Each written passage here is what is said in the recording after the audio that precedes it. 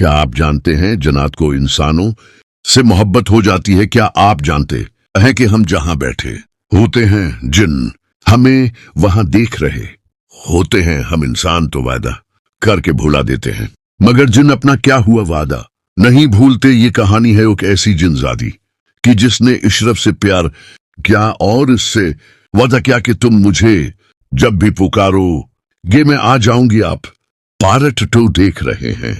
Part 1 भी upload कर दिया जा चुके हैं। नौकर बोला सिर इसका घर एक गुच्छे से गांव में है, आपकी शान के खिलाफ है इस जगह जाना। मैं जाता हूं इस चोर को लेने। मैंने कहा खबरदार, तुमने उसे चोरी करते देखा है, मैं खुद जाऊंगा। मैंने ड्राइवर को कहा गाड़ी निकालो। मैं गाड़ी में बैठकर नादिया के घर की तरफ निकल पड़ा। काफी लंबा सफर करने के बाद हम एक कच्ची आबादी में पूछ चौके थे। ड्राइवर ने कहा सर यहां से आगे गाड़ी नहीं जा सकती, अब यहां से आगे पैदल ही जाना पड़ेगा। मैं गाड़ी से उतरा और गलियों में पैदल चलने लगा। मैंने काफी उधर उधर देखा। मुझे एक बूढ़ी माँ जी मिली। मैंने उस माँ जी से पूछा अम्मा जी यहाँ एक लड़की रहती है? नादिया बूढ़ी माँ जी ने पूछा बेटा यहाँ तो बहुत सी लड़कियां रहती हैं, तुम जिसे ढूंढ रहे हो उसका नाम क्या है? नादिया नाम है उसका। माँ जी ने एक तरफ हाथ बढ़ा कर कहा वो सामने जो झोंपड़ी है उसमें रहती है वो। मैं उस झोंपड़ी की तरफ चलने लगा। मैंने झोंपड़ी में झांक कर देखा। वहां का माहौल देखकर मेरा दिल भर आया। झोंपड़ी में एक बूढ़ी औरत चारपाई पर बीमारी की हालत में पड़ी थी। साथ में एक छोटा सा बच्चा बैठा था। औरत पुकार रही थी पानी पानी, साथ एक छोटा सा बच्चा बैठा था। मैंने साथ पड़ा, पानी पिलाया। मैं एक सीट पर बैठा। थोड़ी देर बाद नादिया आ गई, हाथ में पानी की बोतल और दवाई लिए। नादिया ने मुझे एक नजर देखा और उम्मी को पानी पिलाने लगी। फिर उसने मुझे देखा और पूछा सर आप यहाँ कैसे खैरियत थी? मुझे कुछ समझ ना आई। क्या कहूं? मैंने कहा तुम काम पर क्यों नहीं आई? उसने कहा मां बीमार थी। मैं खामोश हो गया। मैं शर्मिंदगी से सोचने लगा क्या मुझे ये सवाल करना चाहिए था या नहीं। मैं थोड़ी देर बाद बोला नादिया क्या हुआ है माँ जी को? नादिया बोली सर काफी दिनों से बीमार हैं। मैंने कहा तो तुमने कोई राबता ही नहीं? क्या कम अज कम एक फोन तो कर सकती थी ना मुझे? नादिया बोली नहीं, सिर्फ मैंने मुनासिब नहीं समझा क्योंकि परेशानी मेरी है। मैं इधर उधर देखा। घर में खाने को कुछ नहीं था, बर्तन बिल्कुल खाली पड़े थे जैसे काफी दिनों से उनमें कुछ ना पका हो। मैंने देखा बच्चा भी भूखा बैठा है। मैं उठा और झोंपड़ी से बाहर निकल गया। मैंने बाजार का रुख किया। मैंने जरूरत का सारा सामान खरीद लिया। एक दुकान से सिर्फ चीनी घी और दूसरी दुकान से आटा चावल। एक इसी तरह हर एक दुकान से जरूरियात की हर चीज ले ली। दुकानदार मुझे देखकर बहुत हैरान हो रहे थे। इतना अमीर आदमी और हमारी दुकानों से राशन खरीद रहा है। मैंने सारा सामान नादिया को दिया और कहा नादिया ये लो और खाना बनाओ। नादिया ने सामान लेने से इनकार कर दिया। मैंने कहा नादिया अभी जरूरत है, अभी रख लो, बाद में लौटा देना। नादिया समझ गई थी कि रकम मुझे बहुत भारी तरह चुकानी पड़ेगी, मगर नादिया ने सामान ले लिया क्योंकि घर में काफी दिनों से फाका पड़ा हुआ था। माँ और छोटा भाई भौके थे और भूख बहुत बुरी चीज है। नादिया ने खाना बनाया। आज काफी दिनों के बाद खाना घर में पका। नादिया ने पहले अम्मी को खाना दिया, फिर भाई को और बाद में खुद खाया। मैंने पूछा नादिया तुमने पहले माँ को क्यों खाना क्यों खिलाया? नादिया बोली सर मेरा इनके बना है ही कौन। मैंने नादिया को कुछ रकम दी और वापस आने लगा। उस बार नादिया ने पैसे पकड़ लिए। वो जान चौकी थी कि बाद में लौटाने तो पड़ने हैं उम्मी की। दवा तो येगी ना। महापारा भी अपने तलसम के जोर से मुझे देख रही थी। मैं नादिया पर बहुत मेहरबान हो रहा हूं। घर जाने लगा। ड्राइवर गाड़ी चला रहा था। हम दोनों थोड़ी देर बाद घर पहुंच चौके थे। मैं नादिया के बारे में ही सोच रहा था। सब नौकर काम में मसरूफ थे मगर मुझे कोई खबर नहीं थी।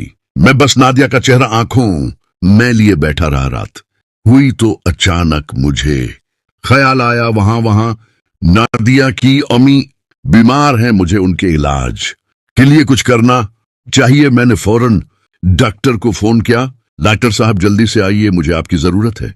डॉक्टर मेरा दोस्त भी था, इसने आने में कोई देर ना लगाई। मैंने डॉक्टर को गाड़ी में बैठाया और नादिया के घर की तरफ चलने लगा। डॉक्टर ने कहा, इशरफ तुम किधर जा रहे हो मुझे लेकर? मैंने डॉक्टर को बताया, मरीज इधर ही है हम। नादिया के घर पहुंचे गाड़ी लाक की, थोड़ी पैदल चलते गए। डॉक्टर ने मजाकिया अंदाज में कहा, क्या बात है अशरफ, इस कुची आबादी में तुम्हारी दोस्त? मैंने कहा, डॉक्टर साहब आप नहीं समझेंगे। डॉक्टर ने उम्मी की नब्ज चेक की, कुछ और चेकअप? क्या और कहा, मैं ये दवाई दे रहा हूं, उसे बकीदगी से इस्तेमाल करते रहना।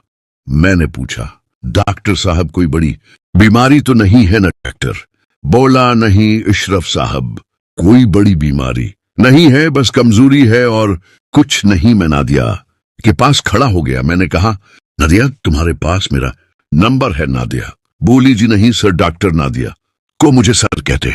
सुनकर कुछ चौंक सा गया। मैंने नादिया को अपना फोन नंबर दिया और नादिया की अम्मी को कुछ रकम दी। डॉक्टर और मैं वापसी के लिए निकले। गाड़ी में बैठकर वापस आने लगे। डॉक्टर ने पूछा, अशरफ भाई क्या बात है? वो लड़की तो तुम्हें सर कह रही है और तुम उसे दोस्त कहे रहे हो, आखिर मामला क्या है? मैंने कहा, कुछ नहीं, जब मामला बना तो तुम्हारी जरूरत पड़ेगी। मैं डॉक्टर साहब को छोड़कर वापस घर आया। मैं रात सोने लगा मगर मुझे नींद नहीं आ रही थी। मैं सारी रात बेचैन रहा। मुझे नादिया की काफी टेंशन हो रही थी। मैं सुबह होते ही नादिया के घर पहुंच चुका था। मुझे देखकर नादिया ने कहा, सर आप की बहुत मेहरबानी, हम गरीब लोगों के लिए आपने बहुत कुछ क्या? मैं थोड़ा मुस्कुराकर नादिया की अम्मी के पास चला गया। नादिया की अम्मी से बातें करके मुझे बहुत अच्छा लगा, दिल कर रहा था बैठा रहूं। नादिया की अम्मी ने मुझे बताया, बेटा नादिया तुम्हारे बारे में बहुत कुछ कहती रहती है, तुम्हारी तारीफ करते नहीं थकती थी। अब मुझे पता चल गया, नादिया बिल्कुल ठीक कहती थी, तुम वाकई बहुत अच्छे हो। बेटा बेटा तुमको किसने बताया कि मैं बीमार हूं? मैंने कहा, माँ जी नादिया 3 दिन तक काम पर नहीं आई थी। हालांकि नादिया ने कभी कोई छोटी नहीं कि इस वजह से मुझे काफी परेशानी होने लगी थी। मैंने आप लोगों का घर बहुत मुश्किल से तलाश किया। मैंने कहा, माँ जी मुझे भी आप लोगों से मिलकर अपनायत का एहसास होने लगा है। आप लोग मुझे बिल्कुल मेरे अपने लगने लगे हैं। मेरी ये बात सुनकर नादिया चौंक गई। वो दिल में बड़बड़ाने लगी, मैं जानती हूं तुम सब अमीर लोगों को तुम लोग हम जैसे गरीबों का मजाक बहुत अच्छा बना लेते हो। मैं तो अम्मी के सामने तारीफ इसलिए करती थी ताकि अम्मी मुझे काम करने से मना न कर। दिल में उठा और झोंपड़ी से बाहर निकला। मैंने मार्केट का रुख क्या और सामान खरीदने लगा। इस बार मैंने बहुत सारा सामान खरीद लिया। काफी सारी दुकानों से मैंने बहुत सारे गटूम, चावल, गंदम और जरूरत का बेहतरीन सामान खरीद लिया। दुकानदार मुझे बार बार देखते। मैंने सब सामान गाड़ी में लोड किया और नादिया की घर की तरफ चल पड़ा। गाड़ी क्योंकि आगे जा नहीं सकती थी। मैंने सामान उठा लिया और नादिया के घर रखने लगा। नादिया पास खड़ी थी, मैं सामान रख रहा था। नादिया ने कहा, सर आप इतना कुछ हमारे लिए न किया करें। मैंने कहा, क्यों? नादिया बोली, सर आप नहीं समझे, गे मैं घर आ गया सुबह। मैं फिर नादिया के घर गया। नादिया तो कुछ न बोली मगर लोग बोलने लगे। लोग दरवाजे के करीब खड़े होकर कहने लगे, देखो नादिया ने अच्छा मुर्गा ज़ुबा किया है। दूसरा बोला, इसलिए तो जाती थी शहर में। अब समझा कि नादिया क्यों कहती थी, सिर आप ना आया करें सर, आप हम पर इतना मेहरबान ना हूं। लोग तो कहीं भी किसी को नहीं रहने देते। मैंने इजाजत ली और घर चला आया। मैं काफी परेशान था। मैंने डॉक्टर को फोन किया और कहा, डॉक्टर साहब आपने पूछा था न क्या मामला है, तो अब मैं आपके जमे एक काम करता हूं। आप नादिया का रिश्ता मेरे लिए मान गएंगे? सुबह मुझे एक कॉल पर नादिया थी, बोखलाई हावी आवाज में बोली, सर मेरी अम्मी की तबीयत बहुत खराब है, मैं उन्हें अस्पताल ले आई हूं। आप प्लीज आ जाएं, मैं बिल्कुल अकेली पड़ चुकी हूं। आप अपने डॉक्टर को भी फोन करें प्लीज। मेरी अम्मी नादिया बस इतना ही बोल पाई थी, इससे आगे उसने कुछ नहीं कहा। मैंने फौरन डॉक्टर को भी साथ लिया। हम अस्पताल पहुंचे, ट्रीटमेंट जारी था। मैंने नादिया को संभाला। बहुत मुश्किल से काफी टीम गुजर जाने के बाद डॉक्टर ने कहा, इशरफ एम सॉरी, हम माँ जी को नहीं बचा पाए। नादिया ने जैसे ही सोना तो वो अस्पताल के फर्श पर गिर पड़ी। मैंने बहुत कोशिश की कि उसे संभाल पाऊं, मगर माँ के गम ने उसे तोड़ दिया। माँ को दफनाने के बाद मैं नादिया को अकेले छोड़ कर घर चला आया। मुझे बहुत तकलीफ थी, बहुत दुख था। मैंने इतने और से बात सोचा, कैसी ने मुझे कहा था जब भी मेरी जरूरत पड़े मुझे पुकारना। महापारा, मैंने कहा, महापारा कहाँ हो तुम? थोड़ी देर हुई महापारा मेरे पास बैठी थी। मैंने कहा, महापारा मैं आज टूट गया हूं। महापारा बोली, इशरफ परेशान ना हो, मैं तुम्हारे साथ हूं। महापारा बोली, मैं जानती हूं तुम नादिया से प्यार करते हो, मैं तुम्हारी शादी करवाऊंगी। मैं ने सुकून की सांस ली। महापारा ने मुझे साथ लिया, नादिया से मेरी शादी हो गई। महापारा वापस अपनी दुनिया में चली गई, मेरी जिंदगी खुशहाल हो गई। नादिया ने चाहे का कप मुझे थमा दिया, मगर मैं आज भी सोचता हूं क्या मैंने महापारा के साथ ठीक किया या गलत किया। दोस्तों कमेंट में बताओ, क्या मुझे महापारा के साथ ऐसा करना चाहिए था? ये नहीं, मेरे चैनल को सब्सक्राइब करके बल वाला बटन आल पर कर लें। मेरी हर वीडियो आप तक पहुंचती रहेगी।